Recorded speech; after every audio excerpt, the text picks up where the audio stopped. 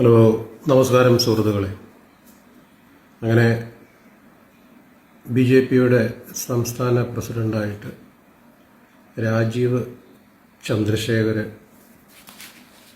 നിയമിതനായിരിക്കുകയാണ്.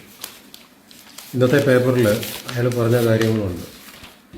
വിവാദങ്ങൾക്കൊന്നുമില്ല, ലക്ഷ്യം വികസനങ്ങൾ മാത്രം. ഈ എല്ലാ രാഷ്ട്രീയ പാർട്ടിക്കാരും ഈ വികസനത്തെക്കുറിച്ച് സംസാരിക്കുന്നത് എന്താണെന്ന് എനിക്ക് മനസ്സിലാകുന്നത്. ഈ വികസനം നടത്തി കഴിഞ്ഞാൽ മനുഷ്യർ ജീവിക്കുമോ? മനുഷ്യർ ജീവിക്കണമെങ്കിൽ അവൻ്റെ പട്ടിണി മാറ്റണം.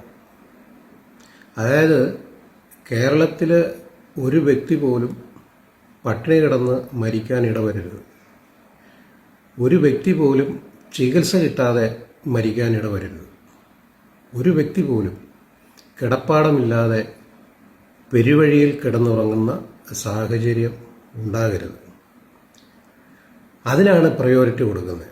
ഇത് ഏത് രാഷ്ട്രീയ പാർട്ടിക്കാർ, ഏത് മന്ത്രിസഭയോ, ഏത് ഇലക്ഷൻ പ്രചരണത്തിൽ വന്നു കഴിഞ്ഞാൽ ഇവരെല്ലാം വികസനത്തെക്കുറിച്ചാണ് സംസാരിക്കുന്നത്. മറ്റുള്ളവർ വന്നപ്പോൾ അത് ചെയ്തില്ല, ഞങ്ങൾ വന്നപ്പോൾ ഇത് വികസിപ്പിച്ചു. നിങ്ങൾ ഏത് രാഷ്ട്രീയ പാർട്ടിക്കാരായിക്കോട്ടെ, LDF, UDF, BJP, ഏത് കളാട്ടന്മാരാണെന്ന് പറഞ്ഞാലും മനുഷ്യൻ്റെ ബേസിക് നീഡ്സ് ആദ്യം പരിഹരിക്കുക എന്നുള്ളതാണ് ആദ്യം ചെയ്യേണ്ടത്. അതാണ് ഏറ്റവും അത്യാവശ്യമായിട്ടുള്ളത്. അതിവിടെ ഏതെങ്കിലും ഒരു രാഷ്ട്രീയ പാർട്ടിക്കാർ ചെയ്യുന്നുണ്ടോ? പ്രസംഗത്തിൽ പോലും ഇവർ പറയുന്നത് വികസനം കൊണ്ടുവരും, വികസനം. അഴിമതിയെക്കുറിച്ച് ഇവരാരും സംസാരിക്കുകയില്ല. കാരണം അഴിമതിയെക്കുറിച്ച് സംസാരിച്ചു കഴിഞ്ഞാൽ ആരും അവരുടെ നെഞ്ചു നേരെ തന്നെ വരും.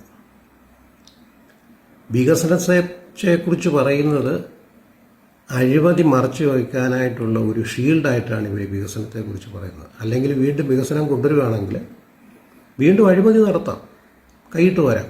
അതിനുവേണ്ടി മാത്രമാണ് ഇവർ വികസിപ്പിക്കുക. അത് ഏത് പ്രൊജക്റ്റ് നോക്കിയോട്ടെ, ഏത് പ്രൊജക്റ്റ് ഇവിടെ എടുത്തു കഴിഞ്ഞാൽ 1 കോടി രൂപയുടെ പ്രൊജക്റ്റാണെങ്കിൽ അതിൽ 40 ലക്ഷമോ 50 ലക്ഷമോ മാത്രമാണ് ആ പർട്ടിക്കുലർ പ്രൊജക്റ്റിലേക്ക് ഇൻവെസ്റ്റ് ചെയ്യുന്നത്. ബാക്കി 50 ലക്ഷം ഗവൺമെൻറ് കോൺട്രാക്ടേഴ്സ്, ഉദ്യോഗസ്ഥരും, രാഷ്ട്രീയ പാർട്ടിക്കാരും ഇവരെല്ലാവരും കൂടെ വീതം വെച്ചെടുക്കുകയാണ്. അതിൻ്റെ അകത്ത് LDF എന്നോ UDF എന്നോ ഒന്നുമില്ല. അല്ലെങ്കിൽ ഈ ആർജവമുള്ള LDF ഭരണം ഇനി അടുത്ത വർഷം തീരാൻ പോവാണ്. അല്ലെങ്കിൽ ഇപ്പോൾ ഈ കോൺഗ്രസ്സുകാർ ഇവന്മാർക്ക് ആർജവമുണ്ടെ പറയണ്ടേ, ഞങ്ങൾ അധികാരത്തിൽ വരുവാണെങ്കിൽ ഇപ്പോൾ കൂട്ടിയിരിക്കുന്ന നികുതികൾ ഞങ്ങൾ കുറയ്ക്കും. ബിൽഡിംഗ് ടാക്സൊക്കെ 1000 രൂപ എന്ന് പറയാനുള്ളത് 10,000 രൂപ, ലാൻഡ് ടാക്സ് 10 ഇരട്ടിയൊക്കെയാണ് കൂട്ടിയിരിക്കുന്നത്. അത് കുറയ്ക്കാനായിട്ട് ഇവർക്ക് പറയാൻ തന്നെ ഉണ്ടോ? പറയല. ഇവർ ഈ വികസനം എന്നുള്ള ഒരു വാക്ക് മാത്രമേ ഉള്ളൂ. ഈ രാജീവ് ചന്ദ്രശേഖരൻ പറയുന്നതല്ല, വിവാദങ്ങൾക്കൊന്നുമില്ല, ഞങ്ങളുടെ ലക്ഷ്യം വികസനം മാത്രമാണ്. വികസനം നടത്തിക്കഴിഞ്ഞാൽ മനുഷ്യൻ്റെ പട്ടിണി മാറിയാല എന്നുള്ളത് രാഷ്ട്രീയക്കാർ നിങ്ങൾ ചിന്തിക്കണം. അത് ഏത് രാഷ്ട്രീയ പാർട്ടിക്കാരായിക്കോട്ടെ.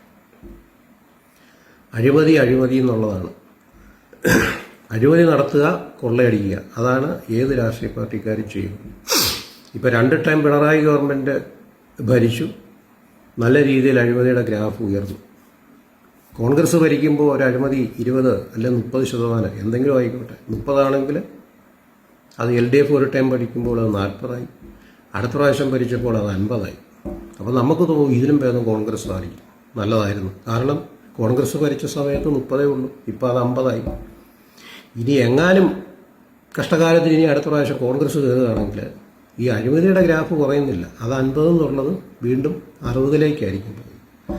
അടുത്ത പ്രാവശ്യം കോൺഗ്രസ് വരാൻ സാധ്യതയില്ല. കാരണം പ്രതിപക്ഷത്തിരിക്കുന്ന നേതാക്കന്മാരൊക്കെ അത്ര മിടുക്കന്മാരാണല്ലോ.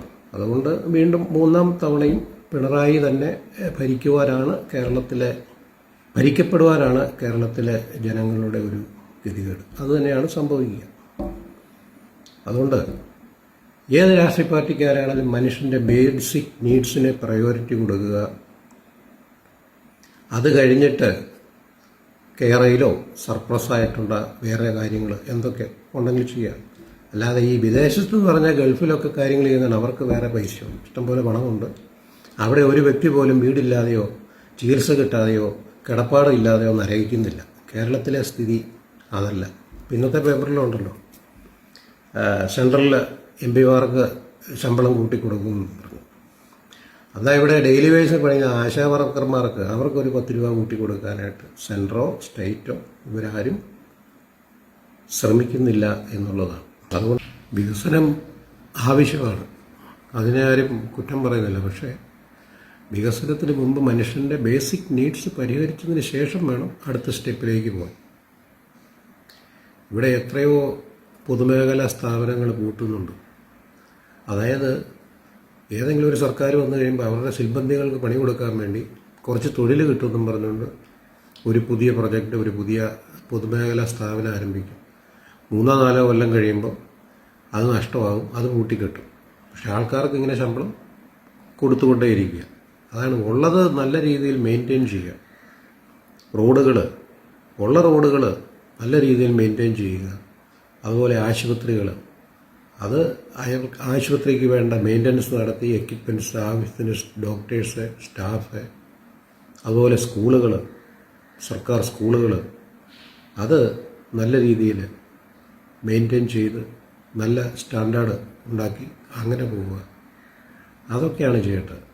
ഉള്ളത് നല്ല രീതിയിൽ മെയിൻറ്റെയിൻ ചെയ്യുക, മനുഷ്യൻ്റെ പട്ടിണി മാറ്റുക, വീടില്ലാത്തതിന് വീട് വെച്ച് കൊടുക്കുക, ഒരു വ്യക്തിക്ക് പോലും ചികിത്സ കിട്ടാതെ മരിക്കാൻ ഇടവരാതിരിക്കുക. അതൊക്കെയാണ് ഏത് ഗവൺമെൻറ് വന്നാലും ചെയ്യേണ്ടത്. അതാണ് വെൽഫെയർ പൊളിറ്റിക്സ്.